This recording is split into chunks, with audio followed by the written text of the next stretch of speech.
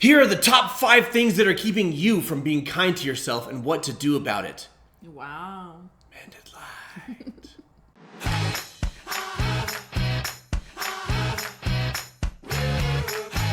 Alicia, you and I have both been very mean to ourselves. Yeah. In different ways and for different reasons. Absolutely.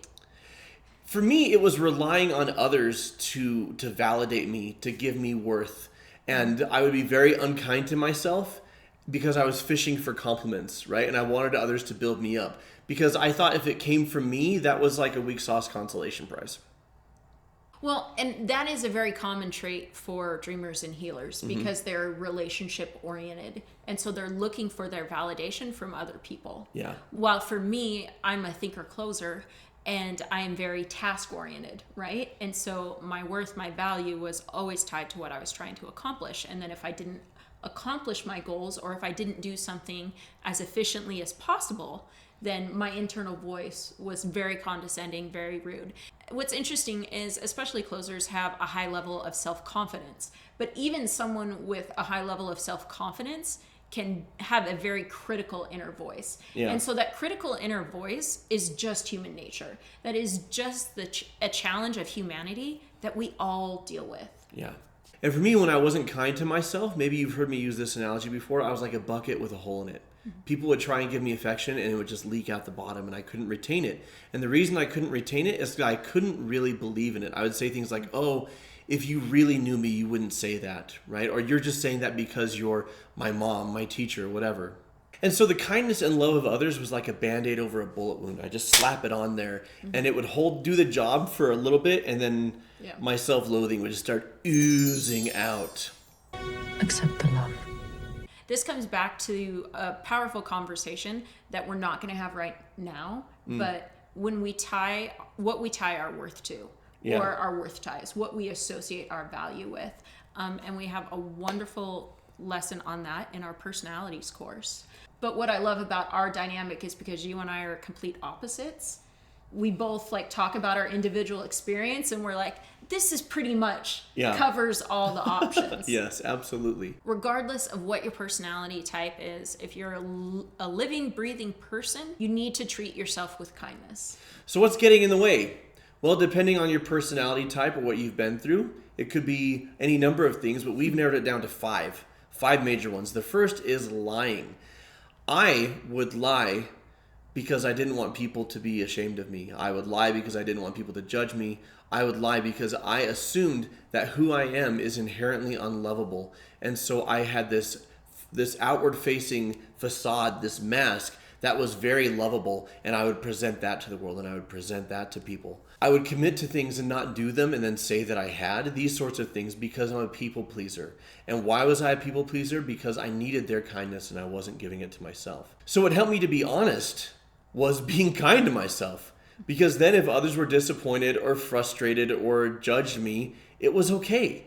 Because I didn't need their love and affection. I already had that sure foundation. I plugged the bucket of my hole. I plugged the hole of my bucket. I've heard it both ways. Something else that could keep you from being kind to yourself is acting like a victim. This is a behavior that we do to get sympathy, to get attention. And we often do this because we're not being kind to ourselves. Yeah. And you might feel that being kind to yourself is pathetic or it is second rate, and it's not. Well, it's not about being kind to yourself as pathetic. It's more like if I'm giving it to myself, that's pathetic, right? I'm giving it to myself because others aren't giving it to me. You might feel like it's pathetic to have to give yourself love, like it's second rate, but it's not. It's not, but I relate to that because for a long time I thought that was like a consolation prize, right? Mm-hmm. That loving myself was the consolation prize because I couldn't get anybody else to do it. Which one, I was blinding myself to the people who actually love me. Mm-hmm. And 2, it's foundational. It's absolutely foundational for your happiness and well-being. Key to happiness, to true happiness. Something you said to me the other day, Alicia, is that sometimes we victimize ourselves because we don't know how to handle self-honesty. Meaning, looking in the mirror and taking accountability and taking ownership and seeing our hand in what's going on is too scary for a lot of us to do. Like Mr. Bear. Hang on, I got something I want to share with you. So I've seen this floating around with the caption, "When you realize who's actually responsible for your problems."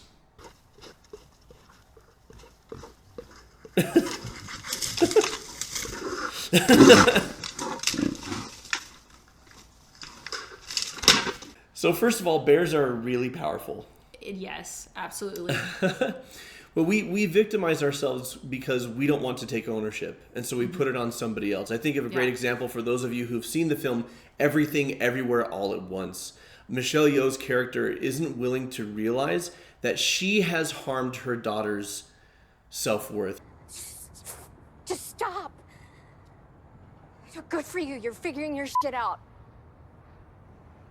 That's great. I'm really, really happy for you. But I'm tired. I don't want to hurt anymore, and for some reason when I'm with you, it just hurts the both of us.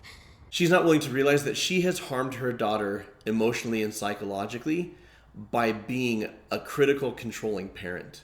Because in her mind, everything she does is out of love for her daughter, so there's no possible way she could have done damage. It has to, and she puts the blame on a villain called Juju Chewbacca. She names all these different Jobu Tupaki. I've never seen the movie, so I have no idea which one of those is right. So It's the last one.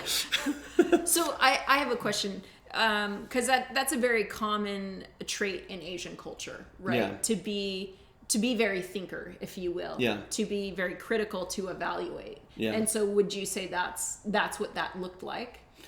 Yeah, well, I think that goes into, for people who are highly logical and analytical, they're so used to being right that sometimes it's hard for them to see when they're not.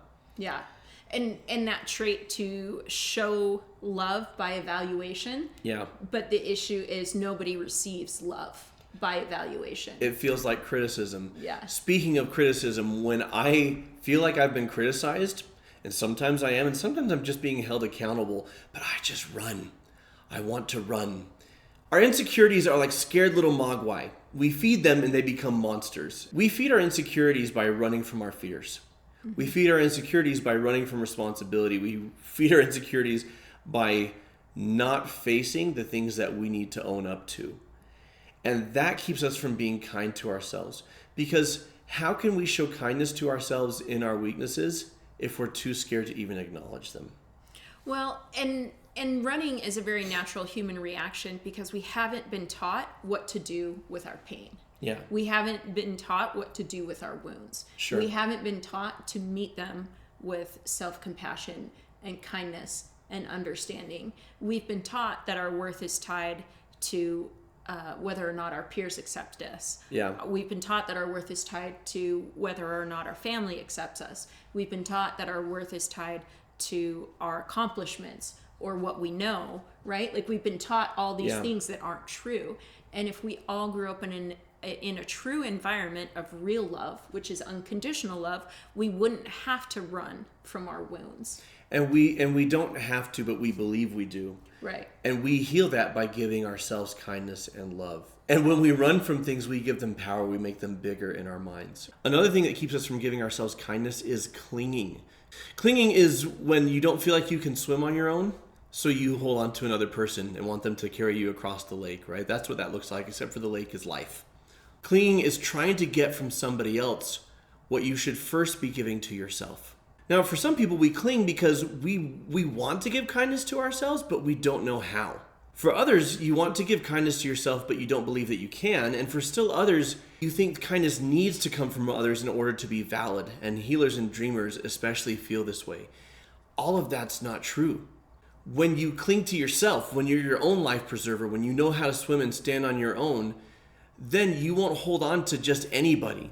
Right? You can invite people into your life because you want these specific people, but you're able to stand for yourself and you're able to manage the burdens of life on your own. And this comes from a confidence, and this confidence comes from managing things. It comes from saying, okay, I know what to do. Or if I don't know what to do, I know where I can learn it or who I can turn to gain that skill. And all because I believed in myself. So going back to what we were talking about at the beginning, like you're critical inner voice. That is something that everybody struggles with. And as you become aware of that voice and you start to pay more attention to it, it can bring up pain, right? And we need to meet that voice with kindness. We need to meet that voice with compassion. And if you pay attention to the words in your head, the things that come after should and supposed to, like I should be this way, I'm supposed to do that, right? Yeah. And because that's the self-judgment, right? And if we can meet the beliefs that we have, those worth ties, that like, well, I should be this type of mom, I'm supposed to be this type of friend, I should do this as a business owner, I should do this as a student.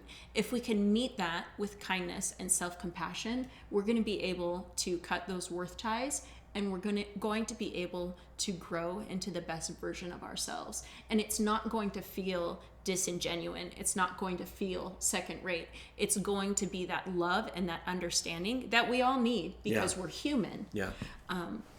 So that we can be the best version of ourselves, and we can feel the peace and the calm and the joy that comes from knowing what a good person you are and what you have to offer.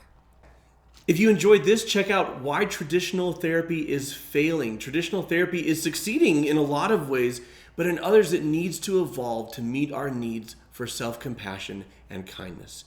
Until next time, folks, keep shining, because we need your light.